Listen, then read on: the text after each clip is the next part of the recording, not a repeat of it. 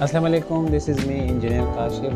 Today I will tell you why to use vibrator during concrete pouring process.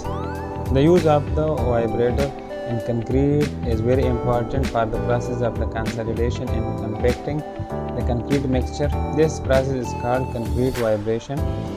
To improve the strength and durability by eliminating the air voids, when concrete is mixed, the air bubbles can get trapped inside the concrete mixture.